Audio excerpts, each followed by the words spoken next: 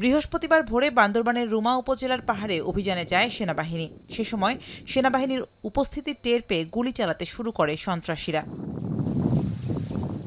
এক পর্যায়ে পাল্টা গুলি চালায় সেনাবাহিনী। এ সময় নিহত হয় কুকিচিন ন্যাশনাল আর্মির কমান্ডার সহ ২ জন।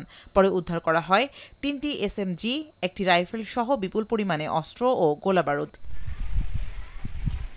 স্থানীয়রা বলছেন, ভোর থেকে দফায় দফায় গোলাগুলির শব্দ শুনতে পান তারা। এতে আতঙ্ক ছড়িয়ে পড়েছে স্থানীয়দের মাঝে। পাহাড়ি সন্ত্রাসী গোষ্ঠীরা কিছুদিন পর এই যে পার্বত্য চট্টগ্রাম অস্থিতিশীল করে। এই মুহূর্তে দরকার হলো যে সন্ত্রাসীদের সমূলে ধ্বংস করে পাহাড়ে সারা জীবনের জন্য শান্তি প্রতিষ্ঠিত করা। পার্বত্য চট্টগ্রামের নাগরিক পরিষদের নেতারা বলছেন, সম্প্রতি অশান্ত হয়ে উঠেছে পাহাড়ি এলাকায় শান্তি ফিরিয়ে আনতে আলোচনা নয়, বরং সেনা ক্যাম্প পুনঃস্থাপনের দাবি জানান তারা। গত ৫৪ বছর পার্বত্য চট্টগ্রামে বিরাজমান সমস্যা রয়েছে।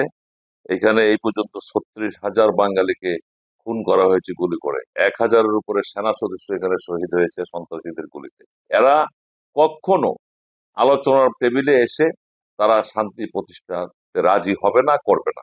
সুতরাং প্রত্যাহারকৃত সেনা ক্যাম্পগুলো পুনরায় স্থাপন করতে হবে। বিজিবির ক্যাম্প করে নতুন নতুন ক্যান্টনমেন্ট স্থাপন করে জনগণের জানমালের নিরাপত্তা বিধান করতে হলে অবশ্যই কঠোর হস্তে দমন করে সন্ত্রাসীদের সাথে কোনো আপোষ হতে পারে না।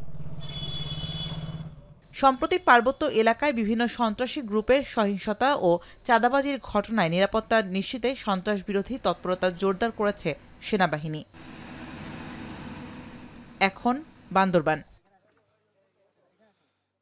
সানবিট সব দিবে সামাল। সানবিট ম্যাজিক প্রেস ডিশওয়াশিং এর মাথা ঘোরানো সলিউশন।